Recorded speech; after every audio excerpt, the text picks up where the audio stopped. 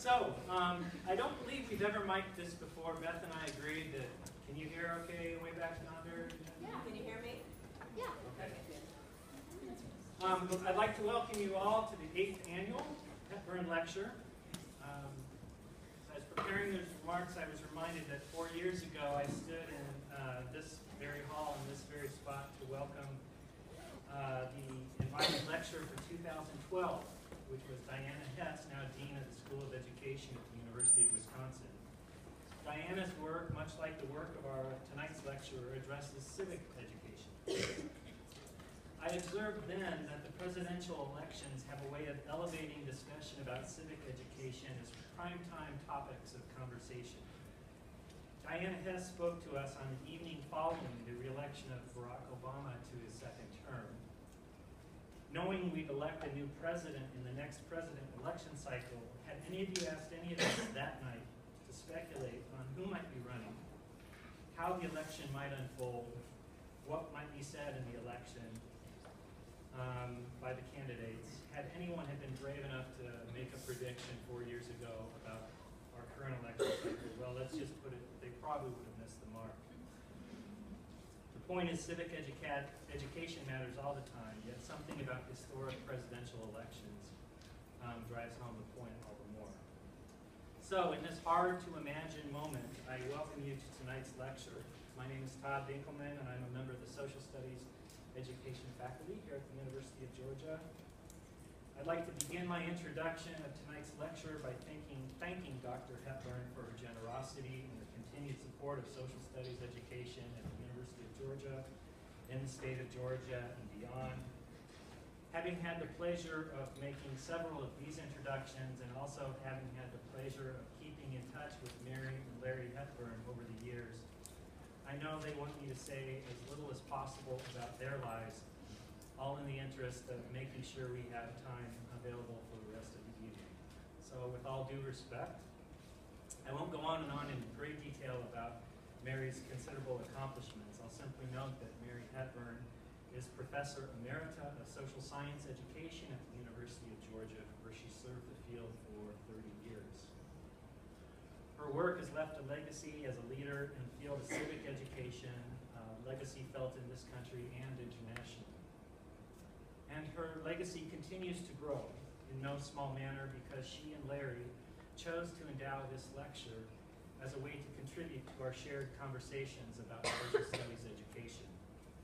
This is a conversation with a rich history at UGA, and this lecture has enriched this conversation for what is now 8 years of attendees. This is a conversation that continues every year, and the ripples of this conversation will continue long after our time tonight has come to an end. So with these few words, I would like to thank and acknowledge and welcome and introduce you all to Drs. Mary and Larry Hepburn, who are with us here tonight. Thank you very much.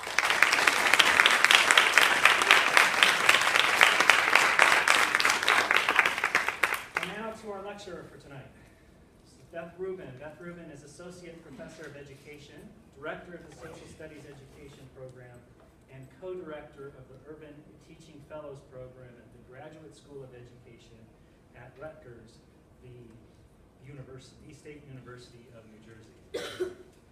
Her impressive research activities draw on social, cultural frameworks and qualitative tools to investigate how young people develop, both as learners and as citizens, amid the interwoven contexts of classroom, school, and community. Through school-based ethnographic studies, she has examined how youth civic identities take shape within local contexts marked by history, culture, politics, and economics. She also works with teachers to design and study curricular and pedagogical innovations that attend to the complexity of youth civic learning at the intersection of classroom practices and larger social inequalities.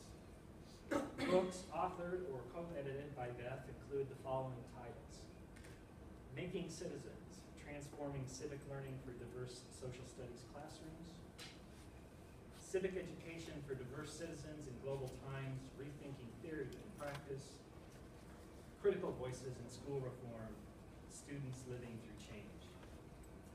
She has also researched the influence of new forms of teacher preparation that foreground youth capacity, civic engagement, and the structural analysis of educational inequality. Leveraging this research, she co-founded the Urban Teaching Fellows Program at Rutgers, and as I said, runs their social studies education program and mentors doctoral students. And by all accounts, she's also a terrific teacher. Even if we did not find ourselves currently caught up in perhaps the most spectacular presidential election this country has ever seen, and I choose my words carefully here, for I believe that what we are witnessing truly can be characterized as a spectacle. Even if we did not find ourselves in this spectacular moment in history, we would be fortunate to have Beth Rubin spend time with us. As it stands, this particular civic education place and time means her joining us tonight is all the more meaningful. With that, it's my pleasure to provide this introduction, and please join me in welcoming Beth Rubin.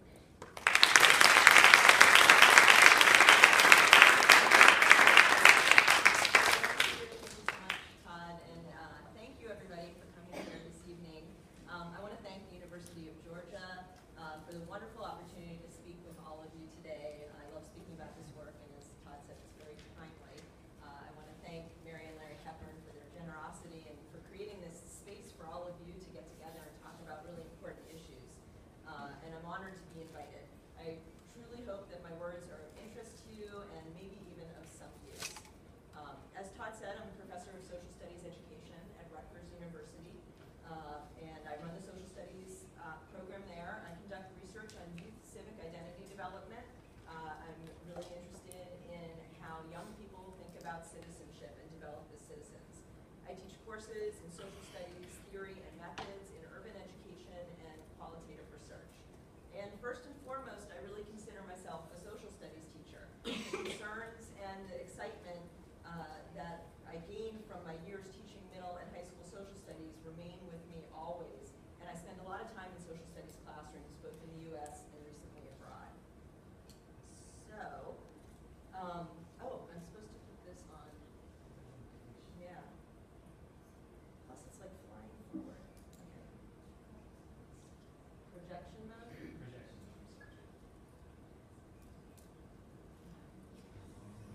Why is it flying? Okay. Don't fall asleep, okay? All right. It was the day after the Ferguson grand jury declined to indict Officer Darren Wilson in the shooting death of Michael Brown. My students came into the classroom asking me about it before I even got a chance to say anything, said Nicole Cooper, social studies teacher at an urban high school in New Jersey. That same day, Sine Wright Wilkins' students at her urban Virginia high school contacted her through social media before school began, asking if they could talk about the verdict in her social studies class. Coming to their teachers with the desire to discuss and begin to make sense of events that touched them deeply, these African American and Latino students expected their social studies classrooms to provide this space. In response to her students' requests, Ms. Cooper reshaped the day's lesson. In the middle of a unit on the Constitution, she decided to dedicate the class period to student consideration of whether Michael Brown and the protesters' constitutional rights had been violated. Ms. Wright Wilkins asked her students to write in their journals and share their feelings about law enforcement. They're supposed to be there for protection, students shared, but I've never felt protected by the police. When asked by her students to express her own feelings on the subject, Ms. Wright Wilkins demurred, later explaining, I want them to find their own opinions. These students came to their social studies teachers, anticipating that they'd be able to use their classrooms to share feelings and discuss events of direct and personal importance. Their teachers built on these desires, creating discussion, writing, and analytical activities that allowed the students to contextualize their own feelings and experiences and connect them to larger historical, social, and political themes. Perhaps these seem like obvious maneuvers. However, we could also imagine teachers responding that there was not time to discuss these events, that the day's lesson on the Bill of Rights needed to be completed, or opening up a discussion of students' feelings about law enforcement was too risky. There's a curriculum to get through. There are standards to meet. There are student growth objectives that must be attained. Sorry to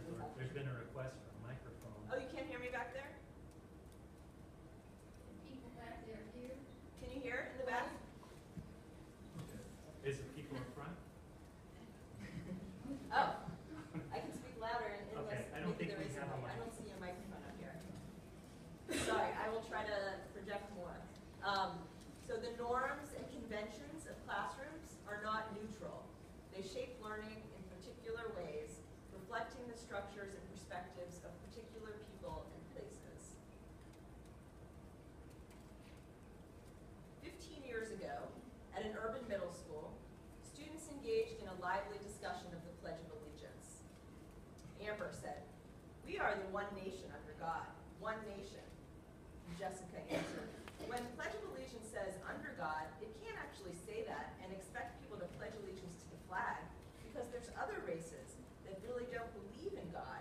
So if you don't believe in God, why would you pledge allegiance to the flag that states under God? You won't. It's And Angelica broke in.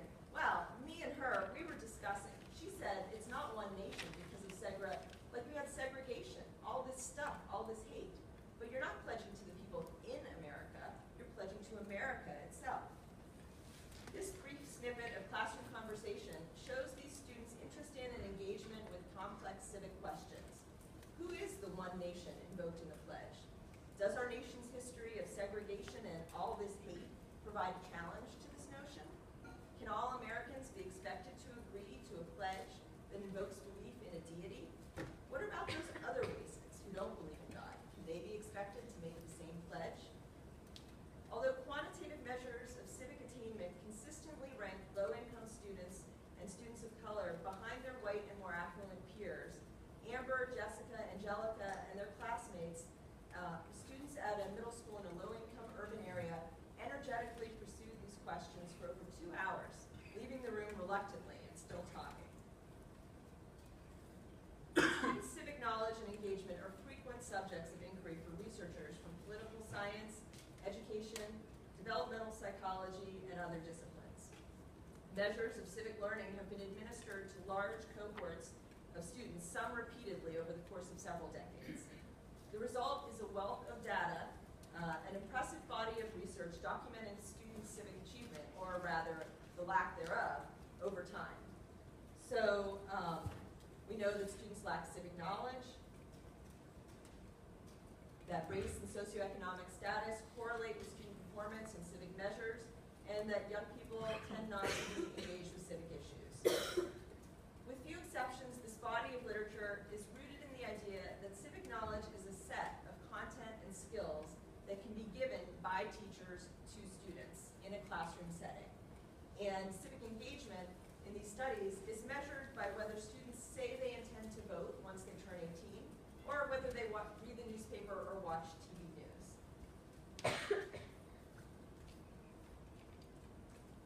So, about 15 years ago, I decided to see if I could learn more about what young people actually thought about citizenship. Not what they responded to on a survey, and how the communities in which they live, their daily experiences with school and other civic institutions such as police, and what they did in class impacted how they felt about citizenship. I wanted to understand the perspectives of a varied group of students, so I found 4 New Jersey public schools with social studies teachers who are interested in participating. 4 really different schools. A small middle school in a low-income urban area, serving a predominantly African-American and Latino student body from poor and lower-income backgrounds. A large middle school in a lower to middle-income suburb, serving a racially diverse population of students, many of whom spoke a language other than English at home. A large high school in an upper middle to high-income suburban area, serving predominantly white and Asian American students. And a large high school in a racially and socioeconomically diverse area, serving a group of students primarily African American and white. I really don't know why I keep skipping ahead. So in each school, we, the research team, did 2 distinct things. We created 2 lessons, 2 text-based seminars, one on the Pledge of Allegiance, and the other one on the First and Fourth Amendments of the Bill of Rights. We worked with the teachers at each site to help them learn to lead these text-based, student-centered discussions. In the first seminar on the pledge, students read and discussed the meaning of the daily pledge. And teachers were given a slate of open-ended questions to use, if necessary, to catalyze discussion.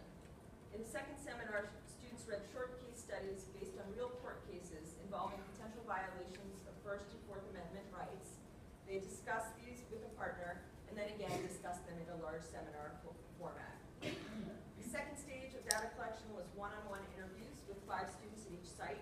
And in these interviews, we talked with students about the pledge and the Bill of Rights, followed up on opinions expressed in the seminar, and asked them about personal experiences.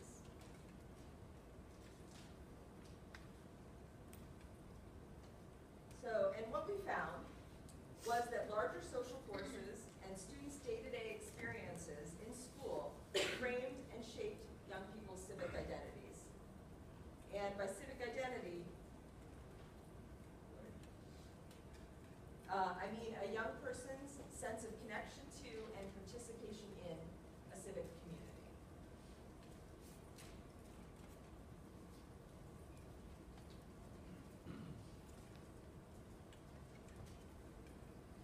So when I analyzed all the data from the seminars and interviews, I found that kids expressed a range of experiences and attitudes, from what I called congruity between kids' day-to-day civic experiences and what they saw in civic texts, to a disjuncture between what they had experienced in their lives and these ideas. And I also saw a range from active to passive in how they saw their role in civic life, and I'll explain more. First, congruity and disjuncture. In interviews and classroom discussions about the Pledge of Allegiance and the Bill of Rights, some students expressed a high degree of correspondence between the ideals of the United States and their experiences. For some, this was expressed in relation to the safety and prosperity that they experienced in their lives. As Frank, a Burnside 11th grader, said, "The pledge is a way to show your appreciation and dedication to the country who's provided so much for us. Because, I mean, look at my house. If I look at this school, I'm going here because I live in America, driving a car. It's not an American car, but I still have a car.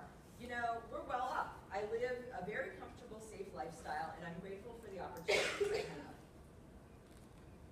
Others found this confirmation in comparisons between the United States and other countries. Shantae, an 8th grader at Green Middle School, felt strongly about rights and security in the United States in comparison with Iraq, saying, "You live in America under the First Amendment, which is freedom of religion, freedom of speech. What I want to say is that the Pledge of Allegiance, to me, it means that you're honoring the freedom of America. You're honoring that you live in such a country, that you're not in, war in Iraq. You don't have to walk down the street and think that you're going to be bombed or you're going to be hijacked or whatever." Some students, immigrants themselves or children of immigrants, felt strongly about the rights and opportunities of the United States in contrast with their home country. Lizzie, an 11th grader at Burnside, whose family had immigrated from Eastern Europe, spoke about the pledge, saying, "Every day it has meaning to me, especially since I wasn't born in America. And also my parents came here with no money. And then, like a few months, my parents were able to afford their own place. We were out on our own living, me and my sister and both my parents. And then, after that, we got another house. We were renting that, and now my father owns his own home. It's just incredible what this country has to offer, and it's upsetting that there are Americans who don't value it." Now, disjuncture. On the other hand, many students spoke of the disjunctures they saw between what they had learned were the ideals of the United States and their personal, family, or community experiences. Jaleesa, a Green Middle School student, spoke passionately during the pledge seminar, saying, "I think we shouldn't pledge to the flag. Like, we were in Africa, and they bring us over here, so there's no reason why we should pledge for a flag," citing the historical injustice suffered by her community to explain her opposition to the pledge. Some students who had not personally experienced or seen discrimination or economic injustice still pointed to these issues as a source of disjuncture between American ideals and realities. Jenny, an 11th grader, told the interviewer, there's not liberty and justice for all. I mean, there are so many examples. Like, more African American people are on death row than white people, and like half those people won't even be proven guilty, that kind of thing. There are so many people who live in poverty and who don't get equal benefits as like someone who works like a lawyer as opposed to someone who makes shoes. Many Green Middle School students spoke of violence in their communities, and some expressed disappointment that the government would allow it to continue unchecked. And students had personal experiences with violations of Fourth Amendment rights, which many urban students recounted during the Bill of Rights seminar. In the words of Elizabeth at Green Middle School, she says, you know how you're supposed to have the right to privacy? Well, one time, me and my brother were at home, and the cops bust in through the window and through the front door. And all these cops started coming in, and they were looking for my cousin. They went in the bedroom, in the basement, everywhere. I don't think they had a search warrant. I had to call my father, and they looked through my purse, and that went against the Fourth Amendment rights, search and seizure at your house. At Green Middle School, out of a class of 18,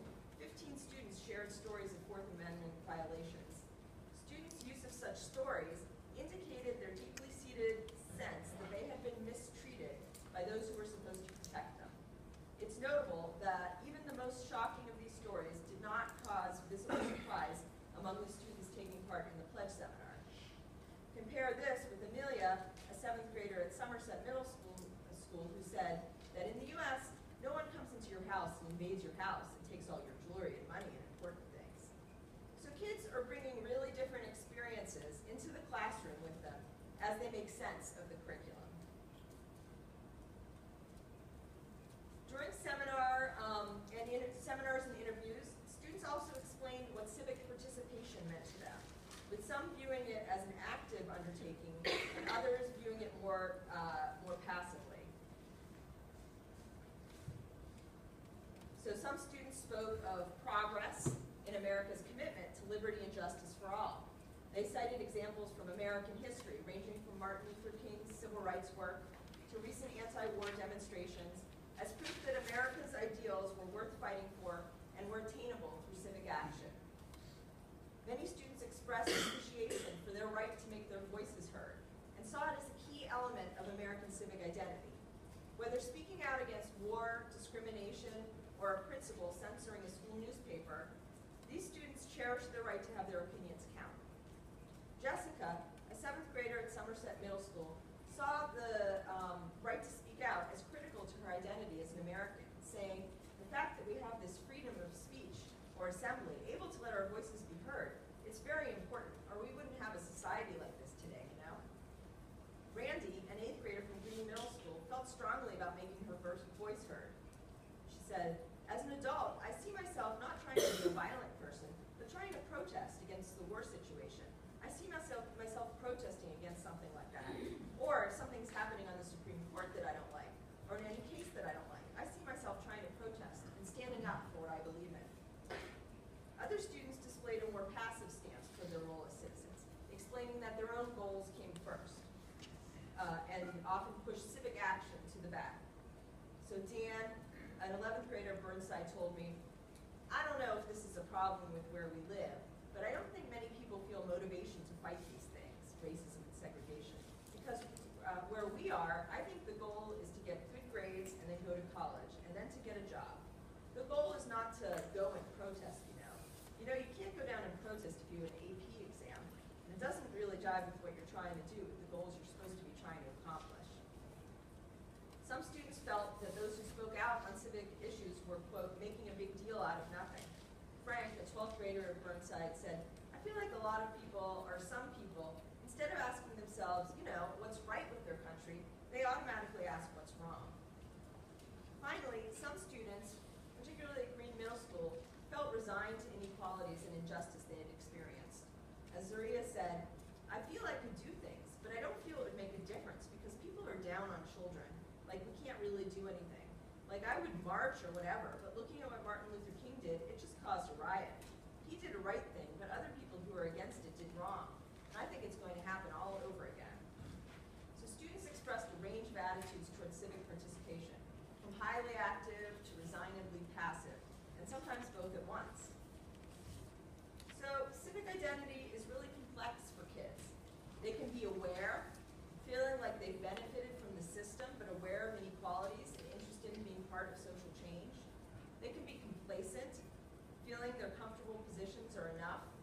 They can feel a disjuncture between their experiences and the ideals of the country, which leaves them discouraged, feeling the change is not possible and the country is fundamentally and permanently unfair. And they can feel a sense of agency and ability to act that helps them transform these feelings of disjuncture to empowerment. Maybe take a minute and think about you in your own life or the students that you work with, and whether they might or you might fall into any of these boxes. Probably more than one, maybe 2 at once, 3 at once, or maybe it changes over the course of your life. And I have some examples for each.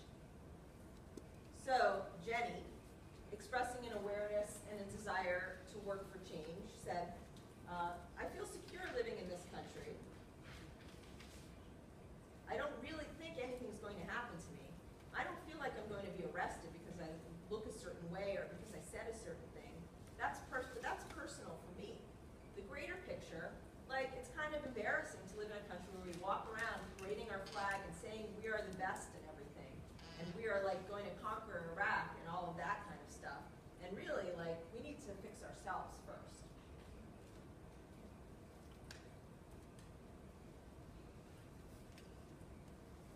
while Lizzie expresses a more complacent view of what a good citizen is.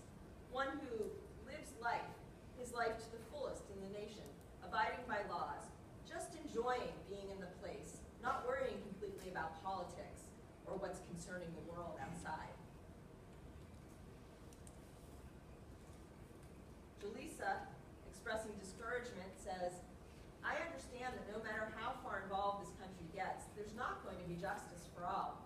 If you separate this world into two groups, straight people, gay, black, white, there's always going to be a group who is without justice. And Brandy, showing her belief in the possibility of change, says that seeing injustices, it makes me want to fight more, because I want to be able to have my rights and be respected as a person. If I find an opportunity for me to get my rights, I'm going to try and take it. So my concern then was and is, how do we move students to the aware and empowered end of the spectrum, from the complacent and discouraged ends of the spectrum?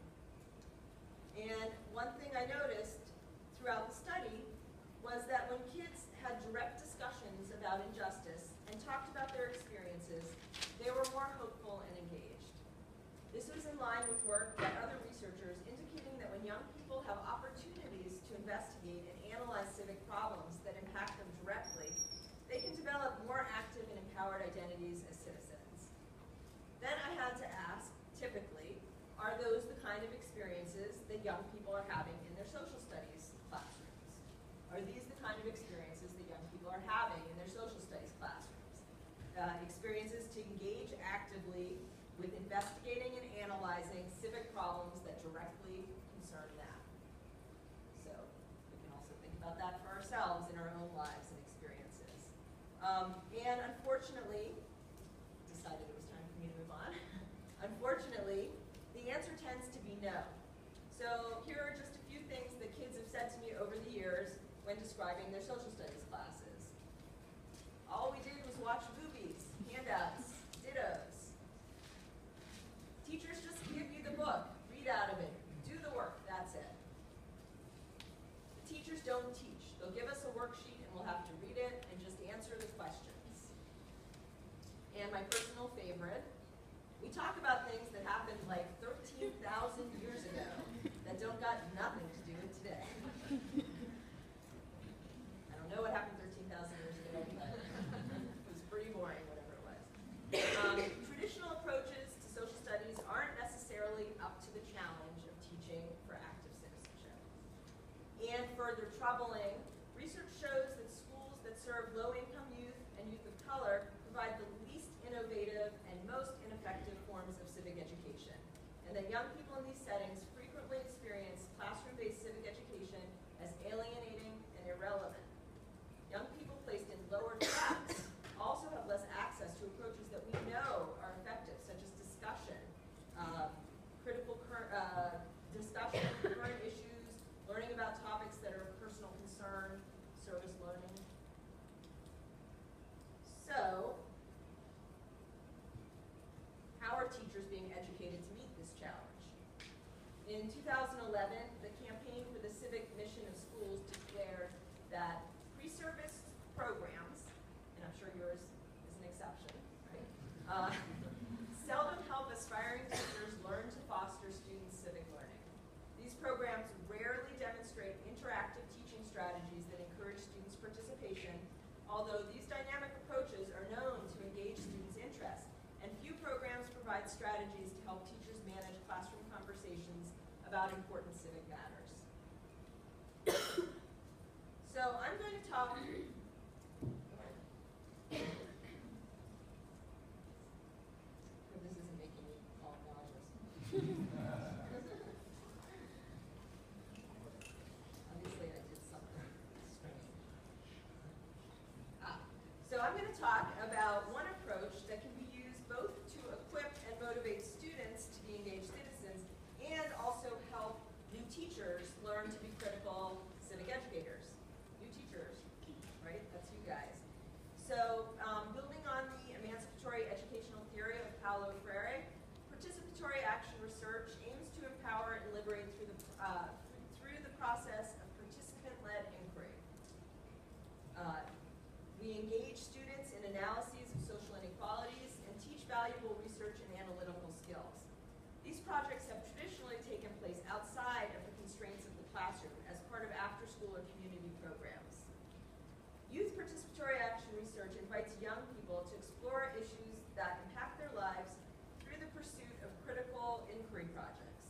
And on the left are some topics that I've seen investigated by young people over the years. And I'm going to spend the rest of my time this evening talking about the different ways that this approach can be used, particularly by pre-service teachers, as they learn to teach in ways that develop their students' civic capacities. And I'm going to share examples.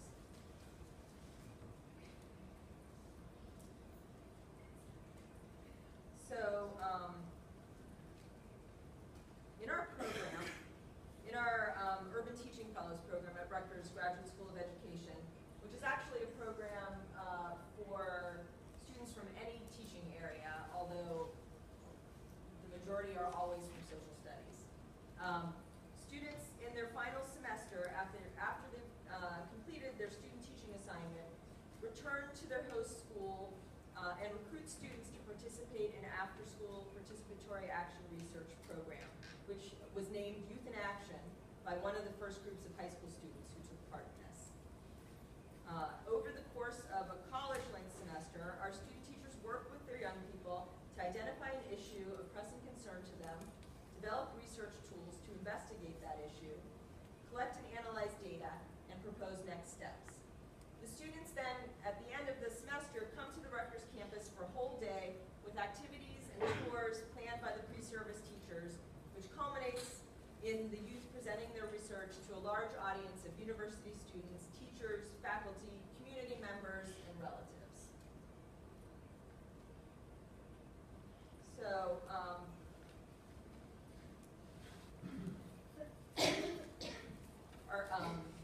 so I'm going to share two different projects. One done by elementary students, and I'll walk you through their YPAR process, and the other completed by a group of recently arrived immigrant students in the ESL program of a high school that shows a different take on the project. So first, so I'm going to read the students' text, actually, from their presentation at Rutgers. And these are students who were in 3rd through 5th grade at a small progressive urban charter school near New Brunswick, or in New Brunswick. So, students say, we chose to research the community we're all members of, the Greater Brunswick Charter School community. We have 321 students at our school, from kindergarten through 8th grade. We like our school. We have nice teachers, good classroom libraries, and an awesome playground. But there are some things we would like to make better about our school. We chose to research the issue of theft and stealing at Greater Brunswick Charter School. Theft and stealing is taking something that does not belong to you without permission. For example, Marlene has an iPod in her pencil case. She leaves her pencil case unattended and goes to the bathroom. No one is around, and Leanne takes the iPod. Marlene comes back and finds her iPod missing. She asks Leanne, where is her iPod, and if she saw who took it. Leanne says, I don't know.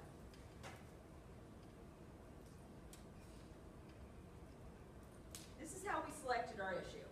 First, we came up with a list of ideas on the board. We talked about personal space. We don't have anywhere to put our personal belongings. All we have are hooks in the hall to hang our stuff on. Then we talked about safety in the halls. For example, if people are running in the halls, they can hurt themselves on a hook. We also talked about getting more money for our school, like doing fundraising and bake sales. Then we talked about thefts. Things are being stolen from book bags because they're just hanging in the hallway and no one is watching them. After we talked about all of the issues, we voted on our big issue by doing a secret vote, and theft and stealing got the most votes. We chose this issue because we thought it was a really big problem in our Greater Brunswick Charter School community. A lot of our friends had things stolen from them, and they felt heartbroken. So we wanted to fix that problem. In order to get into the research, we had a lot of small group and whole group discussions about how we should find out more about theft and stealing at GBCS. We talked about how to ask good questions, what makes a good question, and which questions are most important to our research. Our Youth in Action group used many methods to collect data. The first thing we decided to do is to make a survey. We came up with our questions and then decided decided which were the most important and got rid of the ones that weren't. Then we handed out the surveys to the students and teachers. The second method we used was interviews. We interviewed teachers and an administrator. Then we sorted the data and coded the open-ended questions. We then created charts to represent our data on the computer. In addition, we also took pictures to document everything. Lastly, we created our presentation using all the data we collected. So here's a picture of one of their brainstorms. Just pictures of the small groups working with the student teachers. We broke into small groups to come up with questions for each group of people we wanted to talk to. We had questions for students who had been stolen from, teachers, the principal and administrators, and students who had seen others steal. We also wanted to talk to students who have stolen from others, but we decided they may not be honest or want to talk to us because they might think they will get in trouble. And actually, I have to tell you that below, I'm reading the kids' text, but below each set of text, there's a translation into Spanish. And when they presented at Rutgers, they had a kid presenting bilingually. So one kid would read the English and the other kid would present in Spanish for the family and community members that were there. Little kids. It was really cute.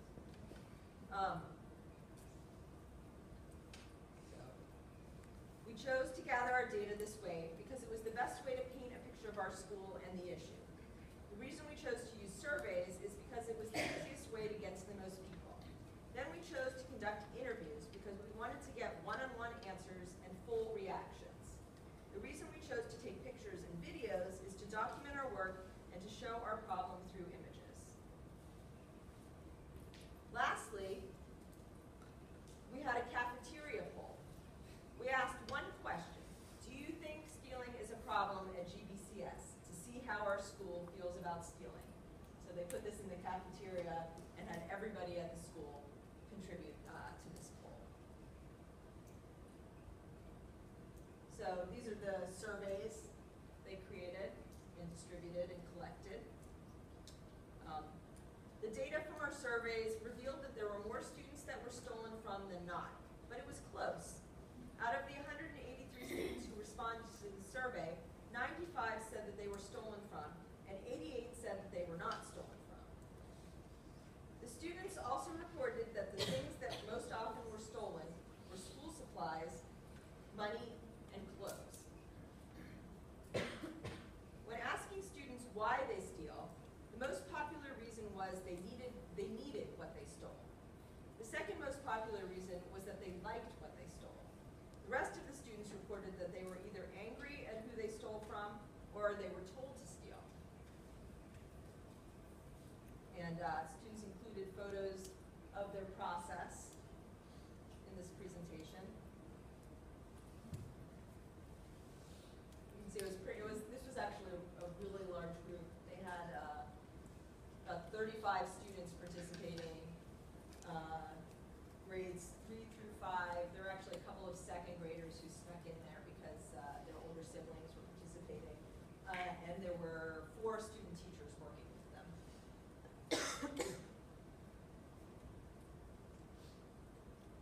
We asked our fellow students, teachers, and other members of the GBCS community for ways that we can help solve this issue.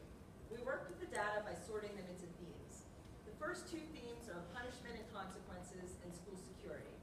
The members of our community believe that the problem of theft and stealing can be helped by clear rules, consistent consequences, and better school security. Some members of our community believe that theft and stealing is a problem that we can't fix. Others believe that students themselves should have some personal responsibility for the items they bring to school. Lastly, some members of the community believe that we should have school-wide support for an effort to end stealing. Our Youth in Action group would like to recommend the solution of lockers to help solve this community issue. They fit under the popular theme that our community suggested, school security. With lockers, our personal belongings can be kept safe with a secret combination. With our things safe, we can focus more on learning and education. We're so proud of our work. We had many long days, but we had some fun too. Here are some highlights of our sessions.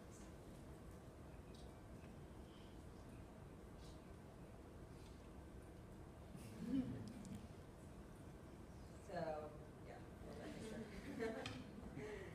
So, completely different example. High school students in an English as a second language class. This school is actually now in its fourth year of running Youth in Action. The Greater Brunswick Charter has been doing it since the beginning, so I think they're in their sixth year. This group, in this particular year, investigated issues of race, ethnicity, and friendship at their high school, issues that were of deep concern to them. And they made a video about this experience, which I will share with you. What you see in this video was put together by students with limited English proficiency, some of whom are very recent immigrants to the U.S. And you'll see some of their research findings, interviews they conducted with peers, and their proposal for helping students at their high school to bridge gaps of race, language, and ethnicity. In a couple of places, the sound quality isn't great, and there are some subtitles that hopefully will help with that. So, and this was their question: how and why does race, language, and ethnicity affect students' decisions to become friends with someone at Franklin High School? And if any of you are working in schools or have been in schools that have significant English language learning populations, you'll know that oftentimes those students are pretty isolated within the school community, socially and academically. And that's certainly the case at Franklin High School. And these teenagers were really concerned about how do people choose their friends? How do kids decide who to be friends with?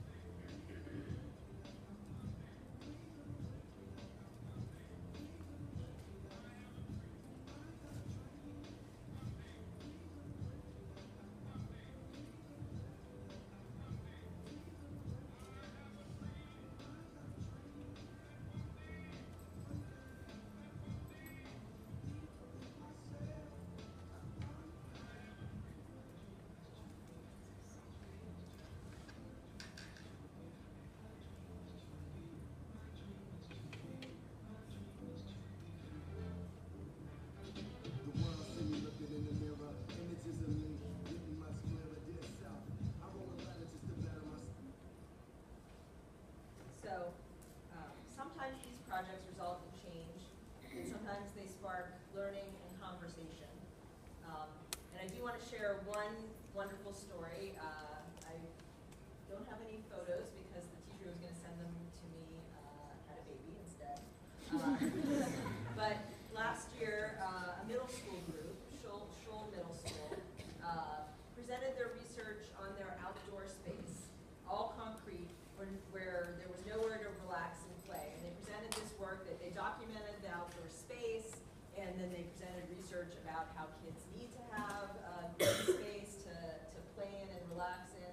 And they made their presentation at Rutgers.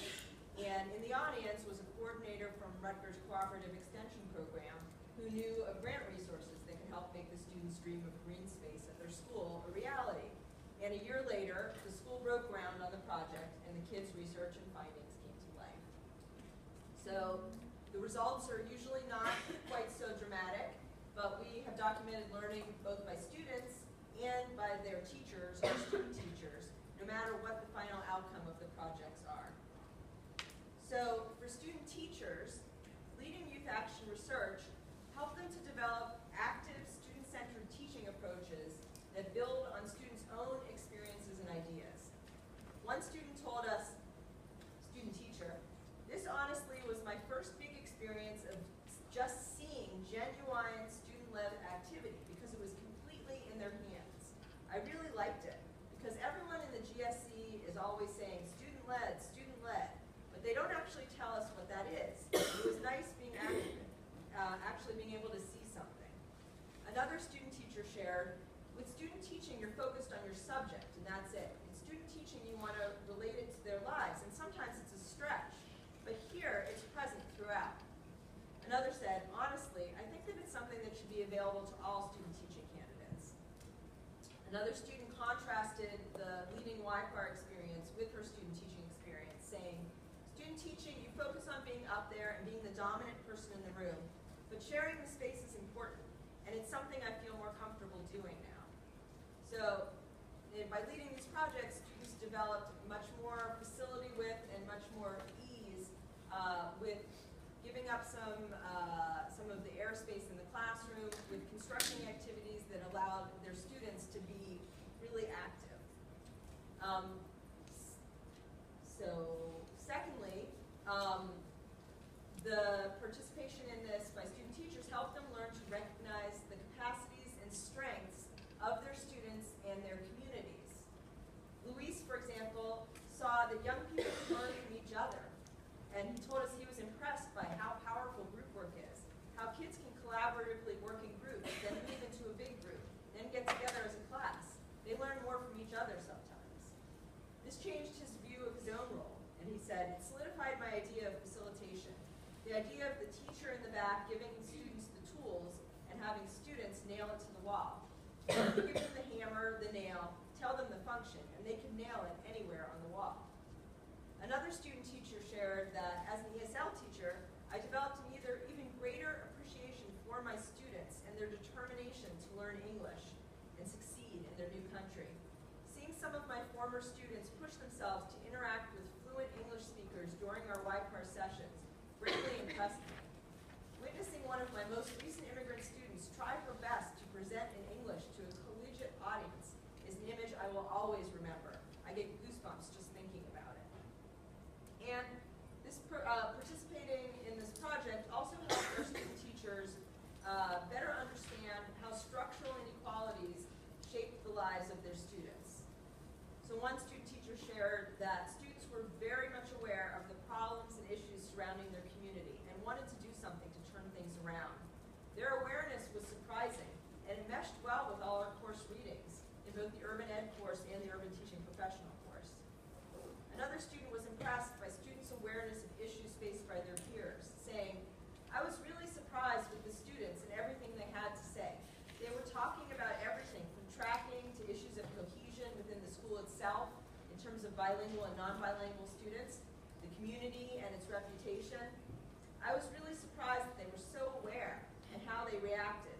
The bilingual issue, they thought everyone should be together. They didn't see why there should be separation. You kind of turn your back on other students who are recent immigrants. I was glad they felt that shouldn't be the case." And as our students worked with their groups of young about the issues and problems that the young people saw as important in their lives, they really learned a great deal about how students' lives were structured in particular places by issues that went beyond them. So, in the end, I'm inspired by both the students and the student teachers as they throw themselves into these projects, learning and developing as educators, citizens, and human beings. And I hope that that this gives you guys potentially some ideas for ways that we can work as social studies teachers to move kids to aware and empowered civic identities. And I want to thank all of you for allowing me to share this work, and I really look forward to conversation and questions about any of it or anything else that is of mutual concern. Thank you.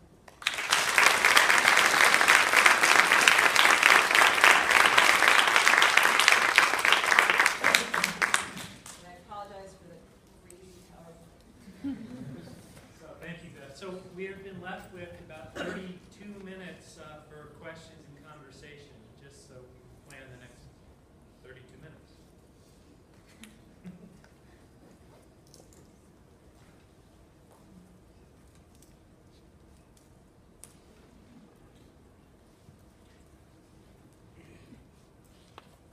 Yeah. So, most of us over here are early childhood teachers. Do you have any suggestions on how to incorporate something like you did in research in more of an elementary school setting? Yeah, I mean, I was the first year we did this, we only did it with middle and high school. And we thought, oh, we have to do this with older kids.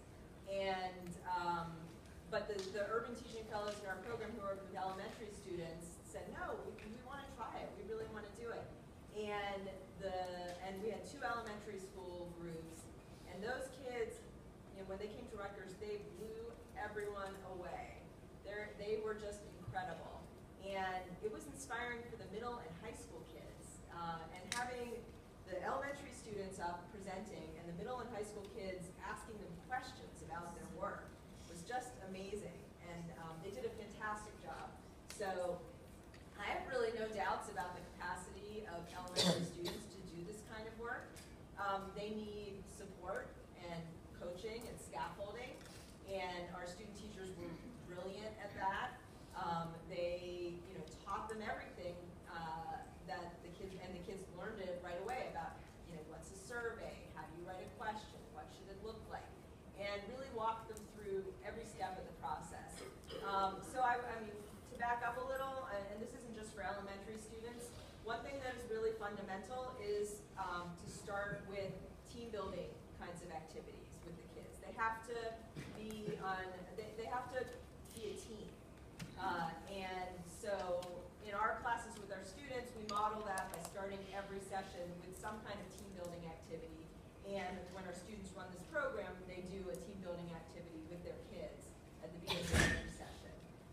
And then they do a lot with brainstorming and then small group work, and then teaching them the tools of research, organizing things so that they can go out and actually conduct the research, and preparing the presentation, and then coming to campus and having that day on campus.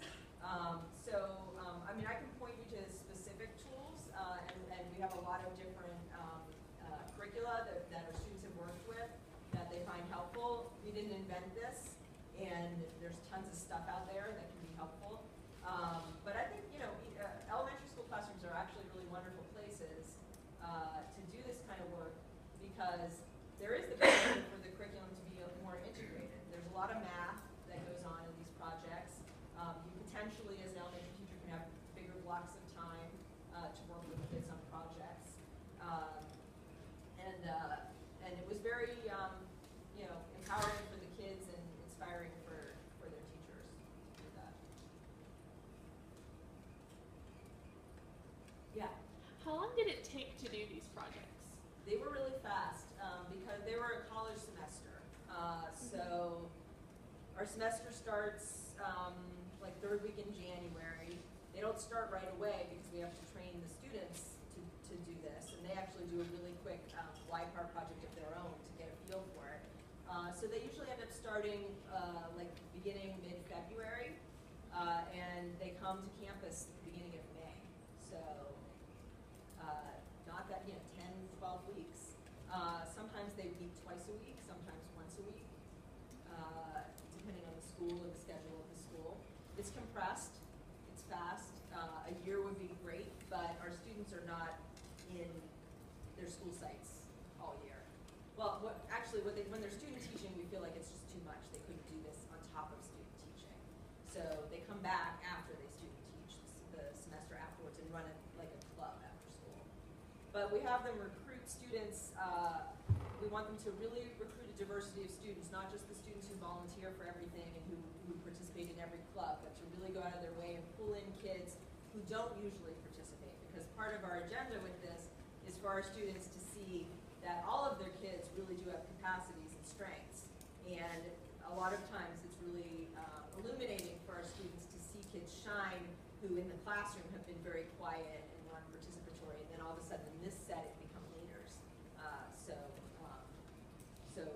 that's part of the process as well. But yeah, it's quick. Yeah. I feel like a lot of the time incorporating some of this stuff can be harder, like when you're also teaching content. So I feel like this could be a really cool like after school program. That's what you guys were doing, but like for at like a high school or middle school that we would teach at. So how did you guys go about like choosing topics or like what? Well, I hear two questions in there. So first, I also have done projects to integrate action research into the social studies curriculum. And you're right, that's much tougher because there's content there. I've worked with teachers who have done it as kind of a mini unit, and then I've worked with teachers who have kind of threaded it across the entire year and given a period here and there to that work. But it is a little difficult. Choosing topics. So if you're doing it within your social studies classroom, I guess there is the temptation to choose topics that link to whatever the curriculum is that you're studying. But part of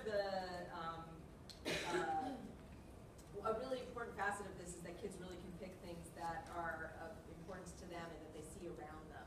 So once it becomes something that you have to link to some historical topic, then it kind of loses, it gets what I call schoolified, right? And we want to kind of avoid the schoolification of this process, and then it's just another research project that they're doing.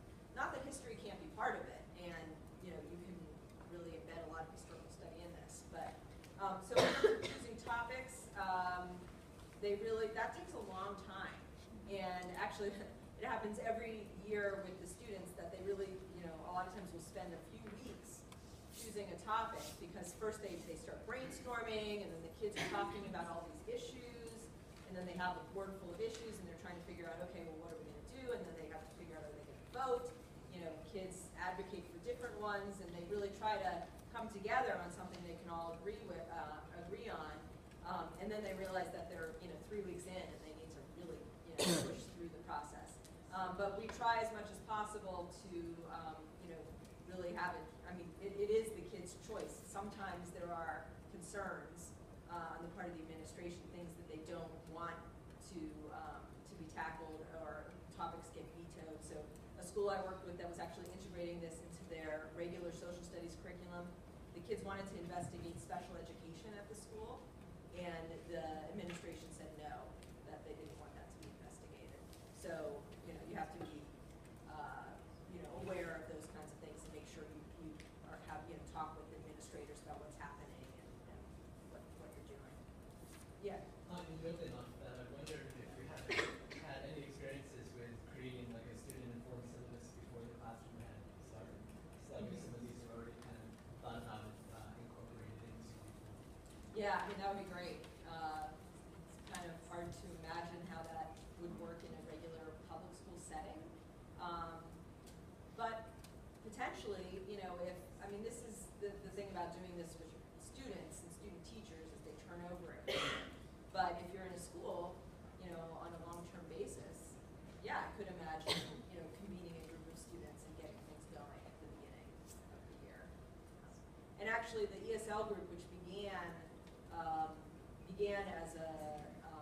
student-teacher project, then the teacher who led it ended up being hired by that school, and so she's been continuing to do it so she can get things started. She gets things started earlier. She does it over the course of the whole year. And the same with the Shoal Middle School group. The teacher got hired by that school and then continued with it. And actually, most of the schools really kind of, I mean, some schools don't want this, but a lot of schools really like it. They really like that student teachers are able to do this before. Yeah. Hi, Jen. Hi, Jen. So I was really interested in the first part, the descriptive part, where you were talking about students' civic identity and their connection to community and their participation.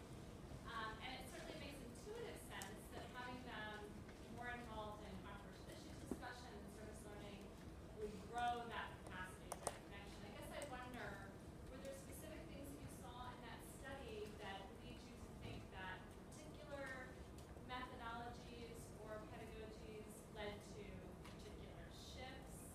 And I think for me, that's sort of the black box of civic education, is how do we really move students Right. from one thing from complacency to awareness. And I just wonder what insights you might have. Right. I think, the main thing that I saw, and I saw in other work that I've done since then, is providing the space for structuring opportunities for students to make the connection between issues and concerns that they see in their day-to-day lives and larger, ongoing, enduring civic issues and dilemmas in American life.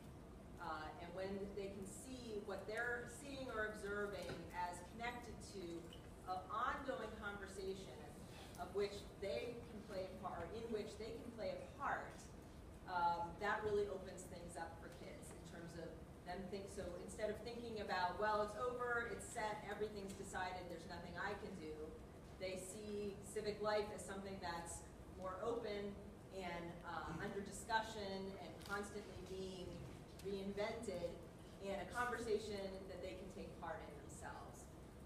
So that's what I've seen as most powerful. I mean, one of the books that Todd mentioned is a study that I did working with 3 teachers to really change their entire U.S. history curriculum to integrate active civic learning.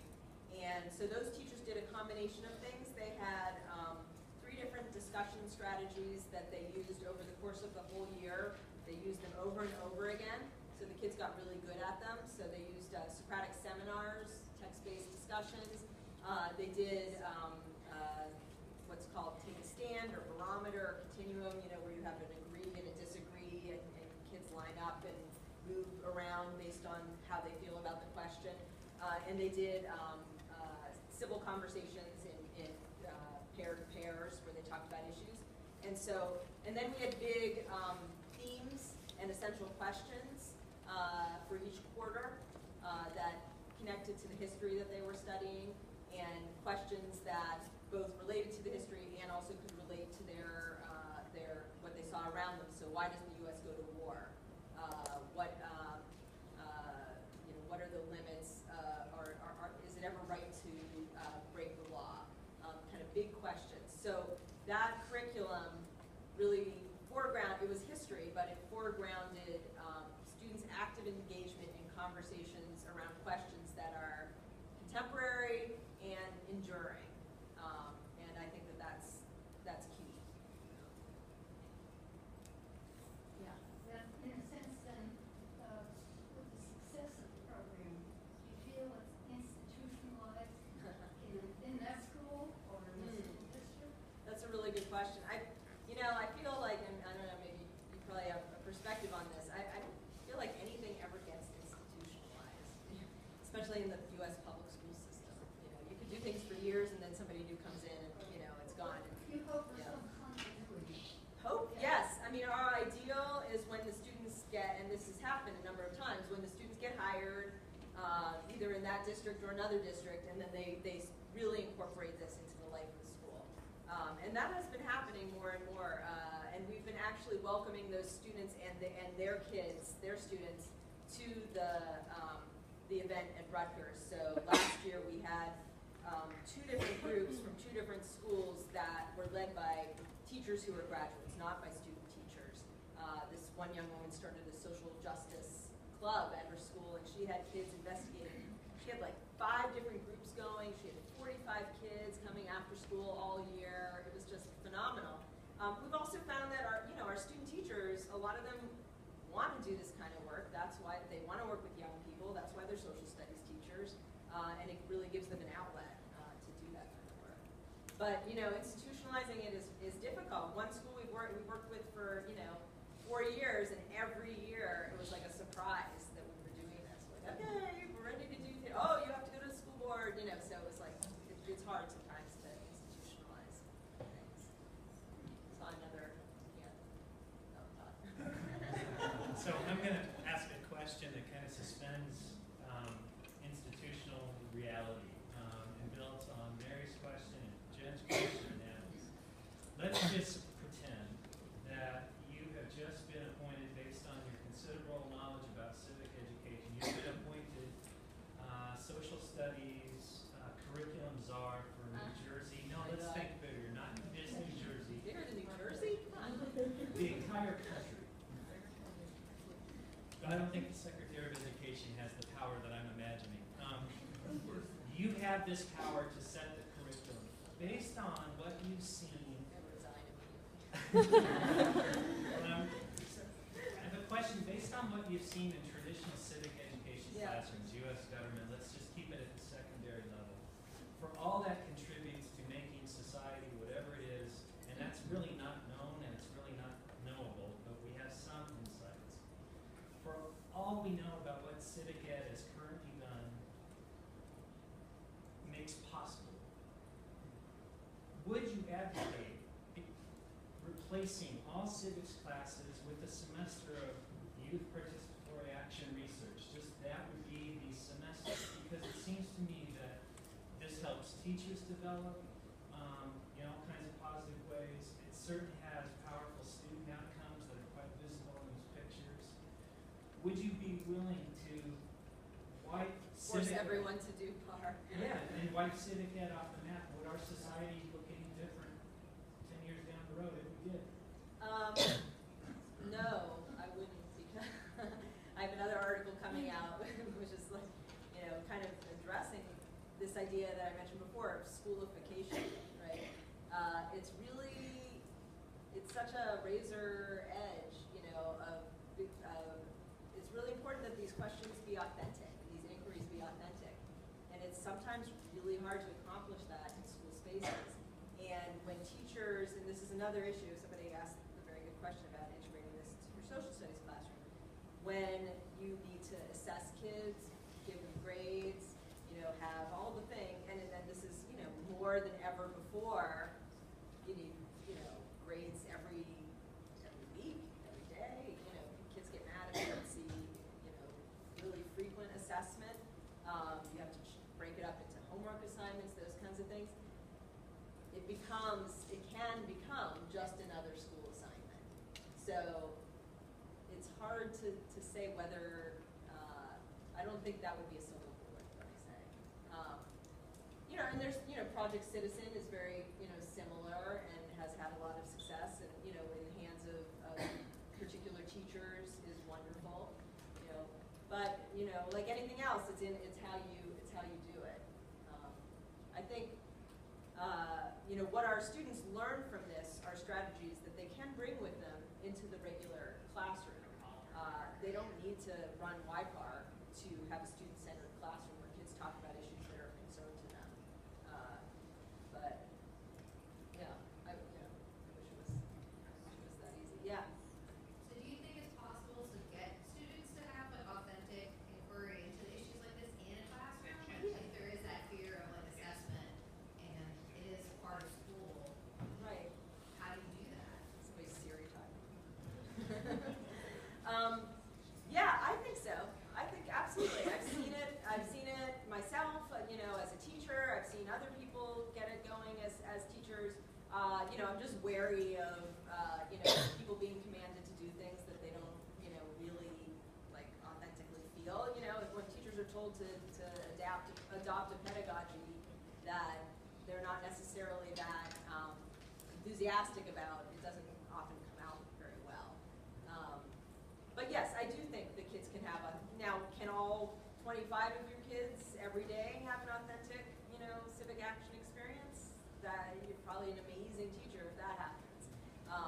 But I do think that attention to team building and to having kids talk about and share issues that are of concern to them, that ignites a spark in a classroom that can really catch fire. Be really powerful. I'm sorry, I'm ignoring this side. There's two folks there. How do you deal with possible discouragement if they go through all the process of researching, getting all the data, finding out possible solutions, and then nobody cares? Yeah. You mentioned the outdoor space coming before you also. What if it hadn't? How would you deal with that as like a discouragement? Absolutely. I mean, I think that's, for the teacher really needs to structure the situation so that the kids feel like they're having some kind of impact, whether it's you're going to present your results to the principal or the school board or a panel of teachers, or a lot of times they'll have conversations with the kids at the end about what they learned through the process, right? So the teacher really has to help the kids think about what they've been doing and understand it as successful, even if they don't, make a proposal, get it adopted, see change immediately.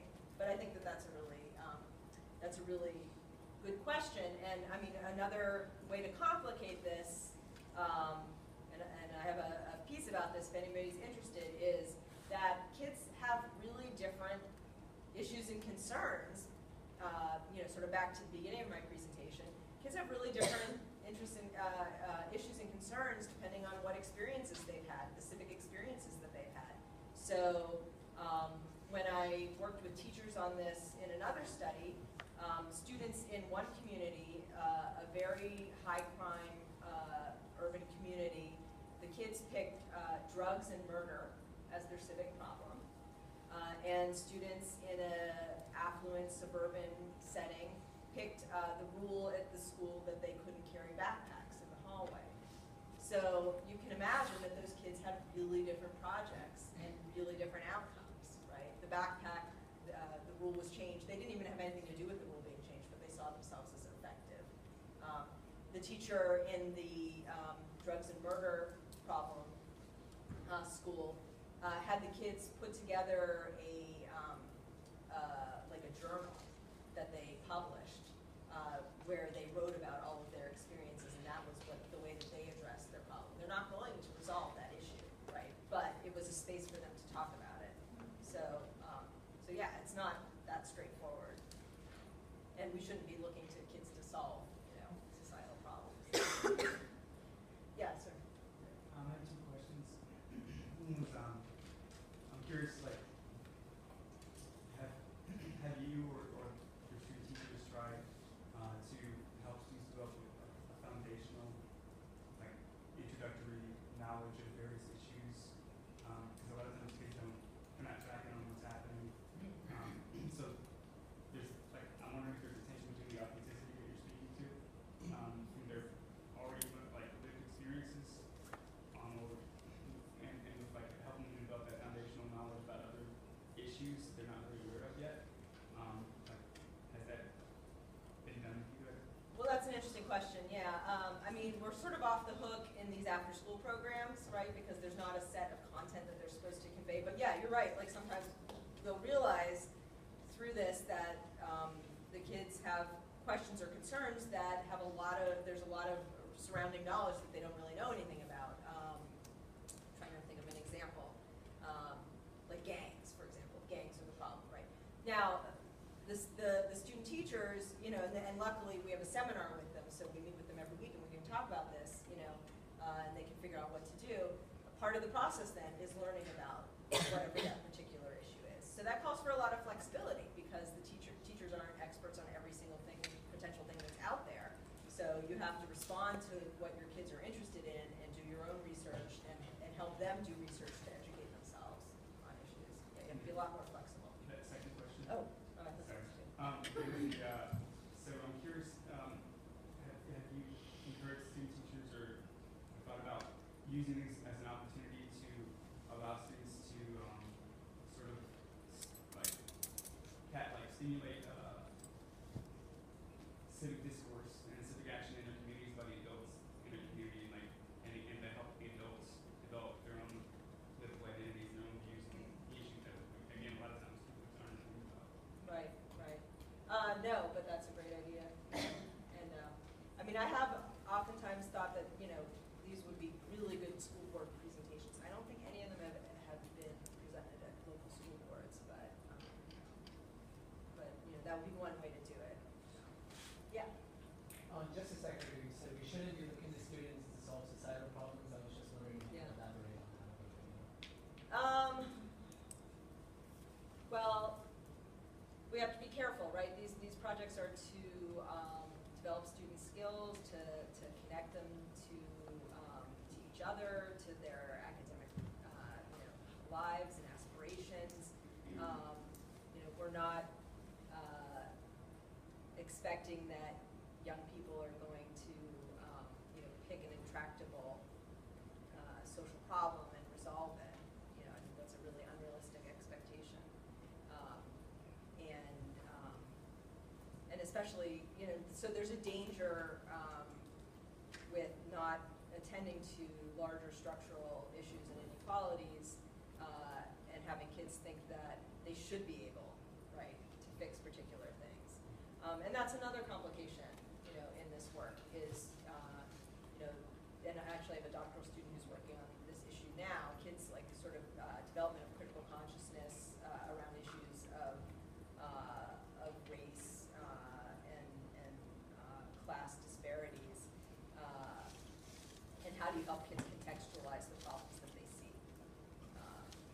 How do they continue? So the neighborhood has, you know, is dirty and has graffiti. So, you know, how do you get kids to, how do you contextualize that, right, amid larger historical and political, the larger historical and political context, without burdening the project so much that it's no longer, you know, an active project. Yeah, nothing simple, at least in my brain. Yeah. Did any of these middle schools feed into the high schools? Yeah. And did you see continuation? Yes, we did. It was so cool. Yeah, especially the, yeah, there's one community called Perth Amboy, which is pretty near New Brunswick. From Shule Middle School, we saw kids go from 6th grade all the way through 12th grade through the project. So, very cool. And actually, I mean, a really nice part of this work was the kids coming to campus. And that, in some ways, the schools wanted it just for that their kids got a trip to Rutgers, which for a lot of the kids was a really big deal. And our students planned all these activities, going to see the art museum, meeting with different student groups, you know, going to the dining hall, which was the favorite thing, you know, like unlimited ice cream and all that kind of stuff. So the kids have this great day where they're, you know, seeing what a university is like. And then they're the experts on the stage presenting to everybody, including, you know, a lot of student teachers actually are there, so they get to see what the kids can do as well. Yeah, but seeing the kids move up through the process is really cool. Have any of your students reviewed any of the longitudinal work or No. civic identity areas? Not following particular people, no. That would be interesting. Yeah, we haven't, no. We've seen, you know, we've been mostly looking at, with this project, mostly really looking at our student teachers' experiences. You know, and we have followed up with our student teachers and talked to them about kind of, you know, to what extent are you able to carry this into your practice in the field. Yeah. You know, it varies, but all of them feel like this really furthered, you have student teaching and then that's it, right? So this is another chance to really interact with kids and in a really different way than you generally get to interact with kids as a student teacher.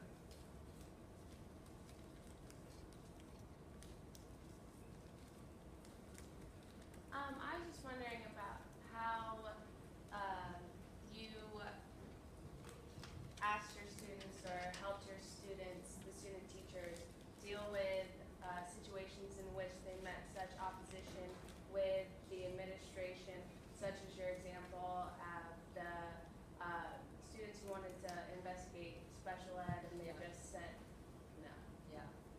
Yeah, we had a situation where, what was it? Oh, the teachers wouldn't let kids distribute the surveys that they had, so things like that. I mean, they met weekly, and we troubleshoot during that time. Also, they don't do it alone, they do it at least in pairs. Usually there's 3 of them, from 2 to 4 student teachers working together, which really helps. But it is, it's an education for them in dealing with, the school administration as well, and how to be an advocate for your students and for your practice in a way that is, effective and polite and non-offensive. Everything from, how do you set up a field trip, because they had to do the permission slips and arrange for the buses for the kids to come to campus, all those kinds of things. So they learn through doing, for sure. And maybe a couple times where, as program leaders, we had to, kind of step in and have conversations with principals. But in general, they're able to manage it. Helps them really realize that they're grown-ups too. Yeah.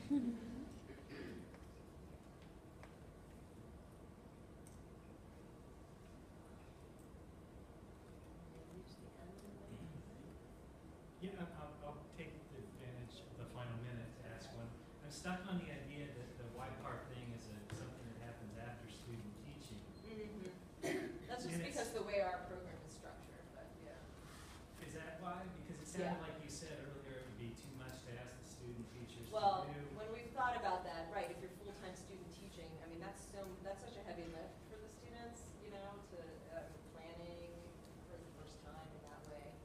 And then our program is structured that we have this semester afterwards, so then they're able to come back and do this. But is it too much? Is that more a statement about the early development of skills for teachers, or is it more of a statement about what's possible in schools as they're currently structured? I think it's I don't know, what do you guys think? I mean, have you done student teaching yet, or are you doing it now? Now. Doing it now? I mean, I just can't imagine adding something on top of that for.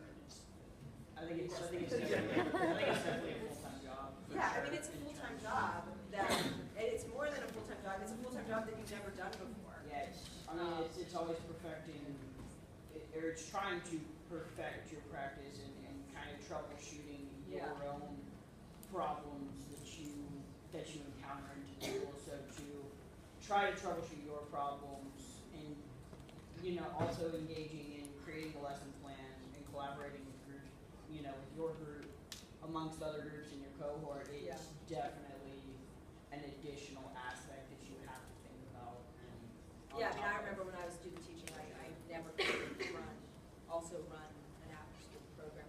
Now, I could have participated in one, and a couple times this has happened. I think if there's a teacher who's running it that first semester, and then the student teacher can help out, that's a possibility.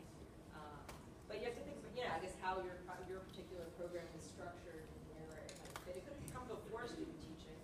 I mean, we like it after because the pre-service teachers have more skills.